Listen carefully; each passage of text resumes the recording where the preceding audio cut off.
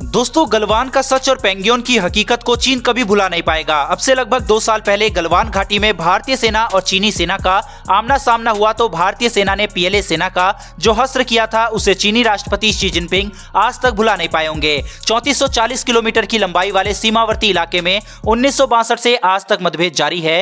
बीते 24 घंटे में जिस तरीके से एलएसी सीमा के तनाव में इजाफा हुआ है उससे चीन काफी परेशान दिखने लगा है। दरअसल अब एलएसी सीमा पर भारत का साथ देने चीन के 2 और दुश्मन देश सामने आ चुके हैं। एक तो सुपर पावर अमेरिका है और दूसरा दुनिया का सबसे खतरनाक चीन का दुश्मन है, जो भारत के सैनिकों के साथ कंधे से कंधा मिलाकर चीन को राख करने के लिए कमर कस चुका है। सबसे पहले अमेरिका के बारे में बता दें, उसके बाद चीन के दूसरे दुश्मन की तैयारियों की बात करेंगे जो भारतीय सेना का खुला समर्थन दे चुके हैं। दरअसल भारत और चीन के बीच आज 14वें दौर की बातचीत होने वाली है।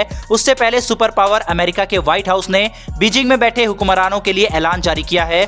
उसको सुनकर चीनी ड्रैगन के पैरों तले जमीन खिसकने वाली है। 13वें दौर की बातचीत फेल होने के बाद अब चीन 14वें दौर की बात के लिए भारत के साथ एक टेबल पर बैठकर मतभेद को सुलझा लेने की कोशिश करने वाला है। उधर भारत चीन से अब तक हुए बातचीत में अपनी 1 इंच जमीन को भी छोड़ने को तैयार नहीं है। पिछले साल हुए बातचीत में भारत ने चीन की शर्तों को मानने से इनकार कर दिया था, जिसके बाद नतीजा यही रहा कि बातचीत फेल हो गई। अब जब एक बार फिर से भारतीय सेना अपने फौलादी इरादे से एलएसी बॉर्डर के हाई एल्टीट्यूड वाले इलाके में मुस्तैद हो गई है तो ड्रैगन को डर सता रहा है कि कहीं भारत चीन के कागजी शेरों को ठिकाने न लगा दे। उधर अमेरिका भी कई बार चीन को चेतावनी दे चुका है कि चीन अपनी विस्तारवादी नीति पर विराम लगा दे, नहीं तो अमेरिका भारत के साथ खड़ा हो जाएगा। अब एक बार फिर से व्हाइट हाउस के प्रवक्ता ने जो स्टेटमेंट दिया है वो कोई हवा हवाई नहीं। ड्रैगन जानता है कि भारत से युद्ध शुरू हुआ तो अमेरिका युद्ध के मैदान में कूदने में जरा भी वक्त नहीं लगाएगा। दरअसल व्हाइट हाउस के प्रवक्ता ने एक प्रेस कॉन्फ्रेंस के दौरान कहा है कि भारत और चाइना के बीच जिन स्थानों पर मतभेद के कारण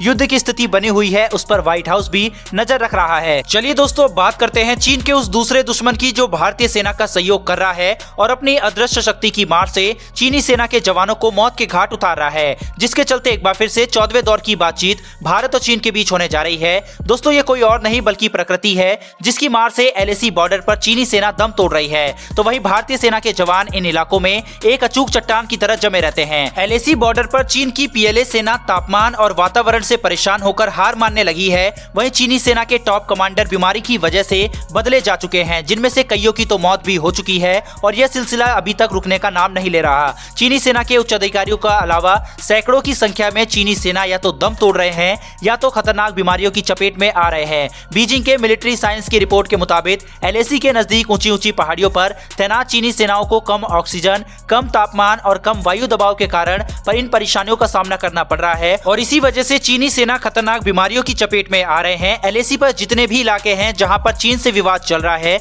उनमें से ज्यादातर इलाके बहुत अधिक ऊंचाई वाले हैं, जहां के इलाके 11 से 18,000 फीट ऊंचे हैं। ऐसे में चीनी सैनिकों को ऐसे माहौल में रहने की आदत नहीं है। अगर भारतीय सेना की बात करें तो जवानों को इन इलाकों में रहने का अच्छा तजुर्बा हासिल है। वहीं भारत के सैनिकों को इस वातावरण का आदी बनाने की एक प्रक्रिया होती है, जिसके लिए हर भारतीय जवान को एक ट्रेनिंग दी जाती है। आपको बता दें कि चीनी सेना में अनिवार्यता के रूप में हर चीनी को 2 साल की सेवाएं पीएलए में शामिल होकर देनी पड़ती है, इसलिए इनकी ट्रेनिंग भी कम होती है और इनको तिब्बत के ऊंचे ऊंचे पहाड़ियों पर कम तापमान में रहने का कोई अनुभव भी नहीं होता, जिसके कारण इनको तमाम कठिनाइयों का सामना करना पड़ता है। अभी हाल ही में चीन के जवानों को इन वातावरण से बचाने के लिए बंकरों का निर्माण किया गया है, जहां के कमरों में तापमान को गर्म करने के लिए हीटर लगे होते हैं, जिसके कारण कमरों का तापमान उच्च और बाहर का तापमान निम्न होता है, जिसके कारण चीनी लगातार बीमार पड़ रहे हैं। तो वहीं अगर भारत की बात करें तो पिछले लगभग 4 दशकों से इन हाई एल्टीट्यूड वाले इलाके में रहने का तजुर्बा हासिल हो चुका है। देश की आजादी के बाद से ही भारतीय सेना इन ऊंची ऊंची पहाड़ियों पर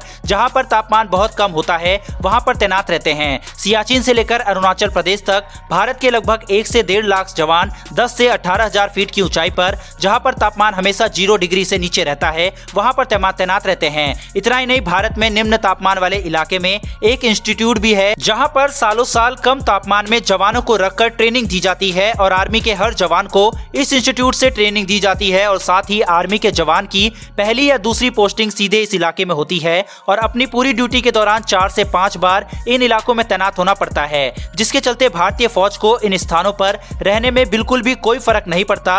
भारतीय सेना में शामिल जवानों का कार्यकाल चीनी सेना के कार्यकाल से तकरीबन 10 गुना अधिक होता है, जिसके हिसाब से भारतीय सेना को खास प्रोग्राम के तहत हर एक वातावरण के लिए तैयार किया जाता है। तो वहीं चीनी सेना के जवानों को 2 साल अपनी सेवा देने के पश्चात फिर से अपने समान नागरिक जीवन में वापस लौट जाते हैं, जिसके कारण उनके लिए हाई एल्टीट्यूड ट्रेनिंग पाना या उनके शरीर को हर मौसम के हिसाब से ढालना बहुत कठिन हो जाता है। तो दोस्तों फिलहाल इस वीडियो में इतना ही। भारत के इन सैनिकों के लिए कमेंट बॉक्स में जय हिंद तो बनता है। फिर मिलेंगे डिफेंस से जुड़ी ऐसी एक नई वीडियो के साथ। धन्यवाद। जय हिंद।